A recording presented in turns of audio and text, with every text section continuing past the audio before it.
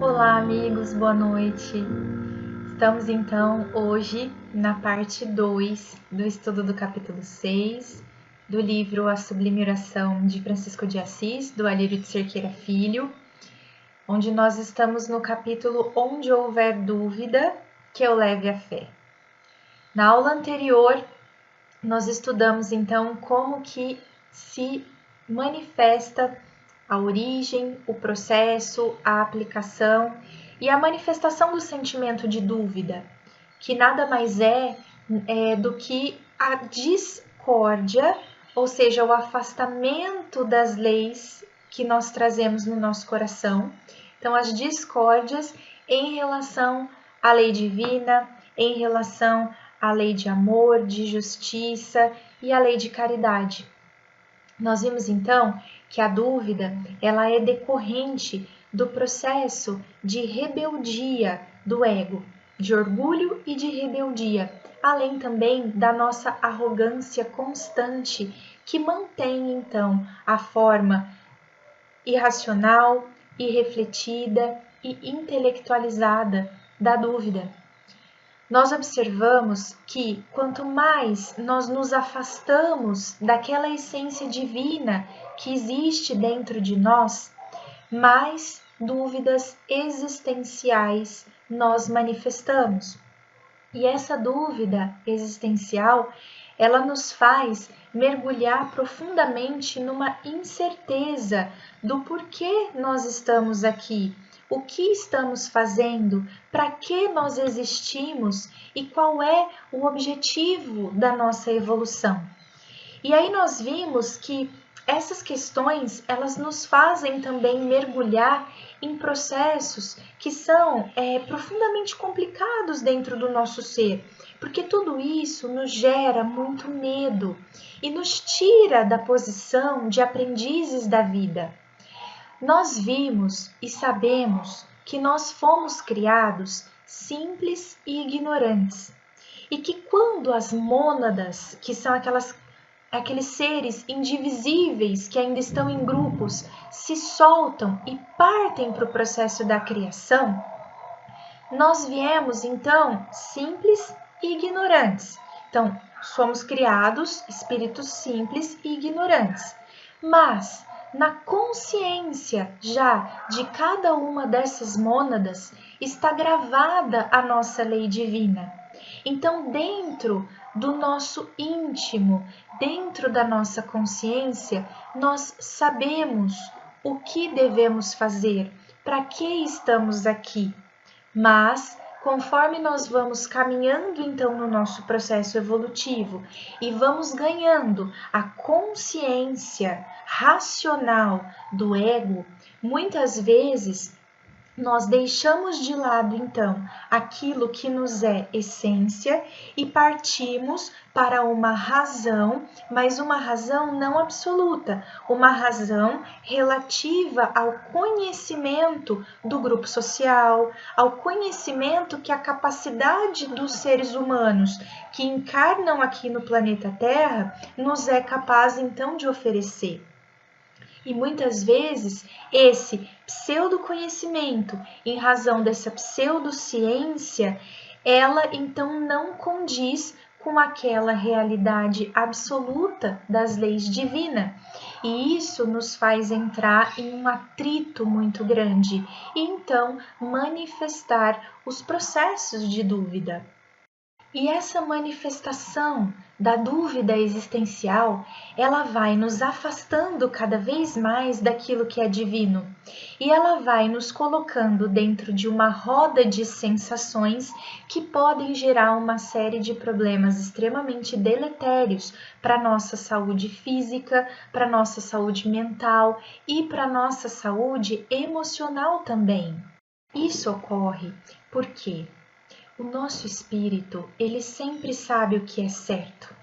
Para o espírito não existe ódio, não existe discórdia, não existe dúvida, não existe desespero. Tudo isso são sentimentos oriundos do nosso ego, como nós já vimos em aulas anteriores. Então veja, quando eu tenho um conflito em relação ao que eu devo fazer, seria a coisa certa a se fazer, tá? A coisa certa que o meu espírito, lá no seu íntimo, ele sabe que ele deve ir por aquele caminho. Mas a minha mente, racionalizada pelos sentimentos do ego, quando ela vai contra isso daí, eu tenho um conflito. Então eu tenho aquele espírito que quer caminhar para o processo evolutivo, mas eu tenho aquele ego que quer me segurar na matéria. Então veja, isso vai me gerar a dúvida existencial. Porque a dúvida nada mais é do que a manifestação do combate entre aquilo que eu já percebo que eu devia fazer em relação àquilo que a minha mente racional prefere fazer. Então, todas essas questões vão gerando esses emaranhados energéticos dentro de cada um de nós. E aí nós passamos a duvidar da própria existência e dos motivos da vida. Isso faz com que a gente se sinta como se nós fôssemos seres abandonados no universo e sujeitos a leis do acaso. Então, imagina a insegurança que isso não gera dentro do íntimo de cada um de nós. Por quê? Com essa dúvida existencial, automaticamente eu me sinto à mercê do acaso e do destino. Então, dentre as circunstâncias da minha vida, isso me faz caminhar sempre com medo, sempre com receio, sempre com angústia, ou ainda sempre me fechando e montando ao redor de mim um escudo para poder me proteger deste mundo hostil. E a gente anda estudando que não é bem por aí. Então, uma vez que nós estudamos todo esse processo de construção, de movimentação desta dúvida e que temos o conhecimento também desses sentimentos do ego que mascaram a nossa evolução, nós temos que tomar muito cuidado, porque muitas vezes a gente pode querer acreditar que já somos homens de fé, mas não é bem por aí. Então, nós podemos manifestar esta fé naquilo que a gente chama de pseudo-fé, que é ou aquela fé dogmática, né, que não é aquela fé raciocinada, ou também naquela pseudo-fé no sentido de fazer exigências. Então, eu acredito caso Deus me dê um sinal, eu acredito se eu tiver uma prova concreta. Então, percebam que essa não é a fé verdadeira, porque a fé verdadeira, ela independe, certo, da exigência de provas. Então, eu tô mais uma vez naquele processo de manifestação das camadas egóicas, me enganando e dizendo para mim mesma que eu tenho fé, mas dentro de mim, na verdade, essa fé ela ainda não está completamente manifestada, ok? Então, na aula de hoje, nós vamos estudar agora um passo a passo para a construção da verdadeira fé. Vamos lá. Bom, uma vez que na aula anterior nós verificamos que a dúvida ela tem a sua origem no sentimento de discórdia, nessa aula nós vamos observar que a fé tem a sua origem no sentimento de concórdia, de união em espírito e verdade, em que a pessoa se conecta profundamente com o ser essencial que ela é. Então, é aquela necessidade de retirar as camadas do ego e olhar para a nossa essência divina do self, do ser quem somos. A causa da fé, então, é a segurança existencial. É quando a pessoa sente lá no seu íntimo que ela não está sozinha neste mundo. Que ela nunca, não importa o que aconteça, ela nunca vai deixar de existir. Ela é um ser eterno. E Para que isso aconteça, essa fé, ela é decorrente de 3 movimentos. O primeiro movimento, como vocês estão vendo aí, é a confiança em si mesmo. O segundo movimento seria a confiança na vida. E o terceiro movimento seria a confiança em Deus. Veja, vocês se lembram das primeiras aulas do capítulo, onde nós estudamos sobre a importância de se construir um novo eu? Pessoal, nós observamos naquela primeira fase do aprendiz, do verdadeiro aprendiz, que é a fase de pacificação, aonde o ser humano ele está caminhando para um processo de tentar se pacificar, né? Vocês lembram pacificação, depois vinha aquela fase de disponibilização, né? Onde você já está preparado para se doar para as outras pessoas, né? Em detrimento dos seus próprios desejos do ego. E aí a terceira fase seria a fase de autonomia. Então, todos nós, provavelmente, né, estamos ainda naquela fase de pacificação.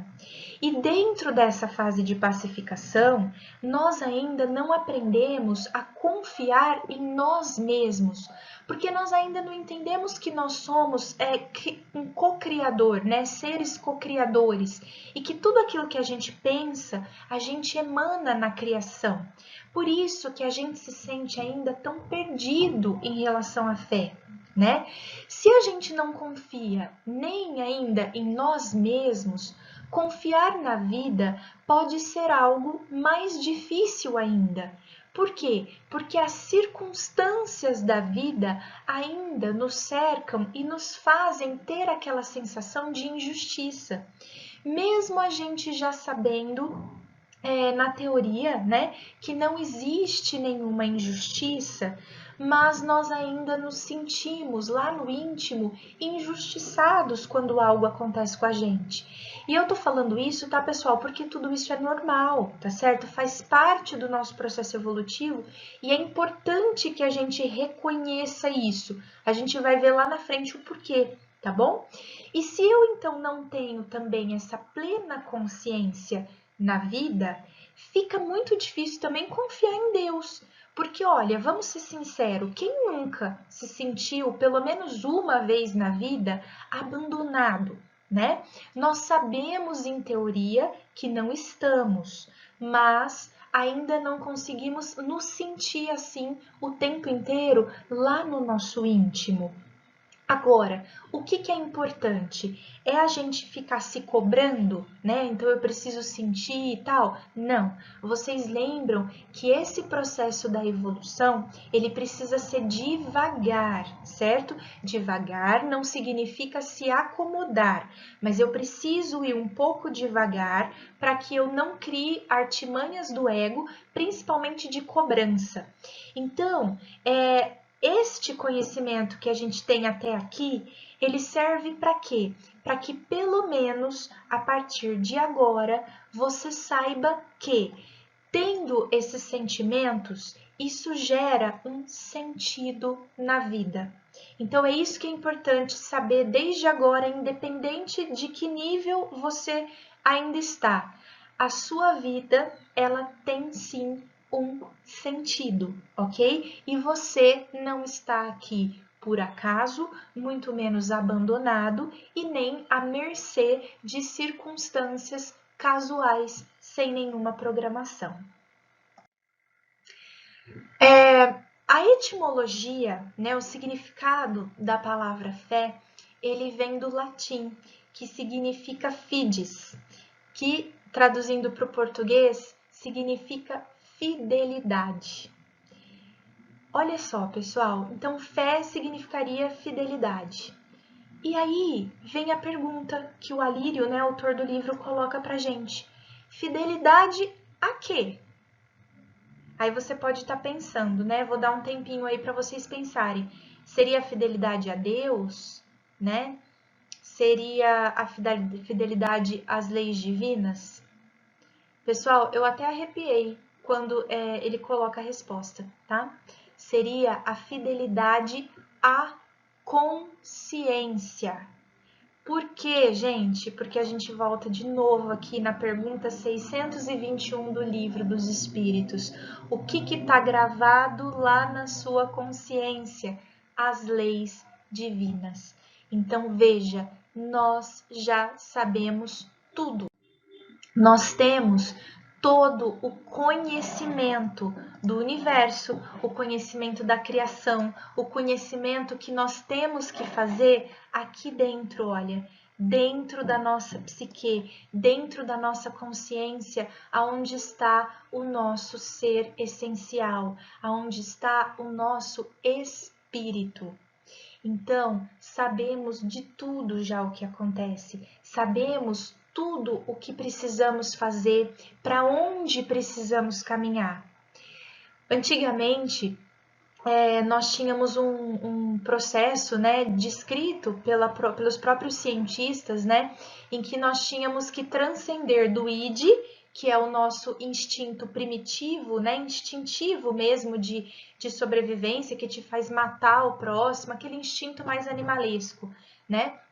E nós já tínhamos que passar desse instinto para o nosso ego, certo? Que seria o próximo passo da evolução. O que nós temos que fazer agora, gente? É tirar essas faces mascaradas, então, do ego que nós já vimos, para que a gente possa entrar em contato com esse nosso ser essencial, que é o nosso ser de amor. E a doutrina espírita, ela nos ajuda a encontrar essa fé, então, exatamente dessa forma. É buscando dentro de você a cura para todos os males que nós passamos, né? E para tudo que acontece com a gente, ela, na verdade, a resposta, ela vai estar sempre dentro da gente. É claro que todas as terapias que a gente possa fazer, desde terapias mais energéticas, como até medicinais mesmo, naturais ou alopáticas, mas todas as terapias, elas vão servir para nos ajudar mediante a esse processo. No entanto, a única pessoa capaz de fazer isso somos nós, porque a única pessoa capaz de olhar para dentro do íntimo do nosso ser somos nós mesmos. Então a gente precisa tomar um pouquinho só de cuidado, porque muitas vezes a gente tende a usar essas terapias como muleta ou como desculpas, né, para nossa própria falta de resolução, de fé e de reforma íntima, porque aí é muito mais fácil culpar, né? Ah, mas isso não tá dando certo, eu fiz de tudo, nada deu certo, enfim. Tudo vai te ajudar, né? Mas cabe a você tentar fazer, então, esse processo de olhar para dentro de você. E tudo isso é baseado, então, nessa certeza e nessa convicção da vida, nessa confiança em si, nessa confiança em Deus e nessa confiança na vida. Porque quando acontecerem as situações boas, ótimo, você vai estar bem e você reforça a sua fé. E aí, quando acontecerem as situações ruins, a gente tende a não se revoltar tanto. Aquele que já tem a fé convicta, mesmo quando acontecem as coisas ruins, ele ainda agradece, porque ele já sabe que aquilo foi para o bem, aquilo também teve um propósito de aprendizagem, mesmo que ele tenha sofrido. Como nós, em grande maioria, ainda estamos buscando essa fé convicta, buscando construir, o que a gente pode esperar, então, de uma experiência desafiadora, de uma experiência desagradável, talvez? Menos revolta. O sofrimento, ele ainda vai acontecer, mas talvez a revolta, ela já esteja muito bem, assim, diminuída mediante ao conhecimento que a gente já traz. E aí, olha que interessante isso aqui, né? Segundo o Evangelho, né, segundo o Espiritismo, a fé inabalável só é a que pode encarar de frente a razão em todas as épocas da humanidade. É interessante a gente diferenciar isso, né? Muitas vezes a gente tem convicção de uma coisa, a convicção não é a mesma coisa que a fé, porque a convicção ela pode mudar. né? Conforme se descobrem novas coisas, conforme você ganha experiência, né? Enfim, a fé não. A fé inabalável é aquela que encara de frente mesmo a racionalidade, não importa a época da humanidade. E eu coloquei essa figura aqui, né, que vocês estão vendo, de um átomo.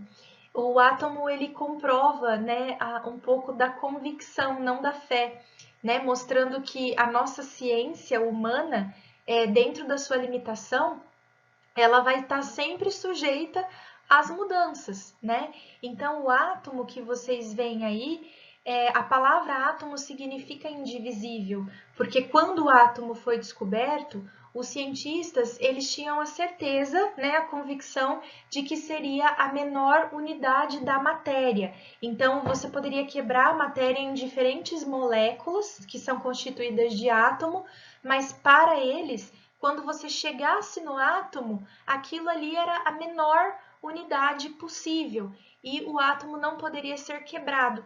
Então aí veio o nome, átomo indivisível. E é claro que hoje nós sabemos que o átomo ele é divisível, né? Hoje nós fazemos a quebra do núcleo atômico e é assim que a gente produz a energia nuclear, né? Então tá aí uma prova de que não era algo, né, convicto naquela época, mas que pode mudar. E a fé inabalável não é isso, né? A fé, você tem aquela realidade absoluta e imutável, independente da época, né? Ou de todas as épocas pelas quais a humanidade já passou. E interessante também dizer aqui que se vocês olharem para o átomo, né, ele parece muito com o nosso sistema solar. Mais para frente nós vamos ter um tema livre sobre física quântica e nós vamos falar muito bem sobre isso, porque até mesmo essa pequena unidade material, ela já possui uma consciência e nós já temos teorias que comprovam isso, apesar da nossa ciência contemporânea ainda ter um pouquinho de dificuldade de interpretá-las, tá bom? E aí aqui tem uma figura bem bacana, né? Para quem está acompanhando aí com o livro, é a figura 6, que está na página 129. Ela nos remete ao seguinte, né? Nós só vamos conseguir, então, adquirir essa fé convicta a partir do momento, então, que nós já tivermos, né, a confiança em Deus, a confiança em nós mesmos e a confiança na vida. Antes disso, a nossa fé, ela não vai ser aquela fé convicta. Então, é aquilo que já foi dito, né? Muitas vezes, enquanto tudo vai bem, a gente está bem, mas mediante as experiências de desafio, a gente ainda treme na base, a gente se sente desamparado, né? A gente se sente abandonado. Então, conforme nós formos fazendo essa construção de voltar para dentro de nós, para nossa consciência, que é onde está essa fé convicta, que é onde está a informação de tudo que existe, nós ainda então podemos aí necessitar de certos desafios. E aí lembrando, tá, gente, que esses desafios eles nunca são por acaso. Por exemplo, até no próprio livro, né, ele dá esse exemplo, mas a gente sabe que isso é muito real, né? Muitas pessoas só buscam se espiritualizar, né? E quando eu falo espiritualizar, não estou falando de vir para a doutrina espírita, não, tá? É de buscar algo maior, de tentar fazer algo para despertar essa autoconsciência da reforma íntima, certo? Então, muitas pessoas só buscam essa espiritualização quando acontece alguma coisa muito ruim na vida, né? Muitas pessoas estão no centro, né? E a gente diz mesmo, olha, se a gente ficar fora, né, a gente fica pior e aí o centro ele acaba me oferecendo um aconchego, um aconselho e uma reafirmação da doutrina que eu tanto necessito, né? Então, normalmente a gente busca a Deus nos momentos de dificuldade. Quando tá tudo bem, a gente ainda acaba esquecendo e indo para as manifestações das sensações da matéria. E isso é muito normal, né, no ser humano. E é por isso que a gente precisa muito, certo? Ainda dessas experiências e desafios. Uma vez eu me lembro que me perguntaram assim, né? E é uma pergunta muito interessante. Se você já estudou, né, tudo isso, tal, você sabe que você é um co-criador, né, que você precisa ter confiança na vida. Por que vocês ainda passam tantas dificuldades? Por que vocês ficam indo nas casas espíritas e ficam estudando o tempo inteiro? E é uma pergunta interessante, né? E pensando nisso um pouco, pedindo licença agora, tá, para falar minha resposta pessoal, mas para mim seria porque eu, assim como eu acredito que a maioria de vocês, ainda preciso ser lembrada, né, em vários momentos sobre tudo isso. Por quê? Porque ainda estamos em processo de evolução e de descoberta e ainda não desenvolvemos a fé convicta. Uma vez que a gente desenvolva a fé convicta, nós já estamos lá naquele nível, né, que é o terceiro nível da pirâmide, né, que é o nível da autonomia. Então aí nós já temos plena consciência e contato com Deus, tá? Agora, antes da gente prosseguir, ele ainda coloca algo muito importante aqui, tá? Que para a gente desenvolver essa fé convicta, antes de tudo, nós precisamos desenvolver essas duas virtudes que vocês estão vendo aí, que é a virtude da mansidão e a virtude da humildade, né? Se a dúvida ela é fruto do nosso orgulho e da nossa rebeldia, e ela é reafirmada pela nossa arrogância, para que a gente então desenvolva essa fé convicta, precisamos ser mansos e humildes. Bom, amigos, então nós observamos, né, que essa fé ela precisa ser lógica, ela precisa ser refletida, ela precisa ser racionalizada. Então, ela precisa ter lógica, tá? É isso. E para que a gente consiga chegar nesse caminho, a primeira coisa que a gente vai ter que desenvolver é a humildade, né? Nos colocar realmente na posição de aprendiz da vida, aceitando todas as consequências e sabendo que nada é injusto, mesmo que aquelas experiências mais desagradáveis, né? Na aula que vem vai ser muito interessante, porque nós vamos ver que a fé convicta, ela não te abala no sentido de revolta, ela não te deixa caminhar para o ódio, né? Porque essa fé convicta, ela te dá a certeza de que não importa o que aconteça, não importa o que aconteça mesmo, tá? Tudo tem um propósito e tudo é justo. Então nós vamos analisar 3 histórias distintas, inclusive uma de uma mãe que perdeu um filho, e aí nós vamos ver como é que pode se desenrolar essa aplicabilidade de todos esses conceitos que nós estudamos até agora na prática, tá? Porque eu acho que fica um pouco até mais fácil da gente se identificar com essas histórias que são tão reais, que são tão cotidianas, né? Muitas vezes a gente consegue se enxergar nelas e enxergar as nossas atitudes e dessa forma observar de uma forma mais assertiva quais são os principais pontos que a gente tem que melhorar. Então, eu aguardo vocês na próxima aula. Uma boa noite e até a semana que vem.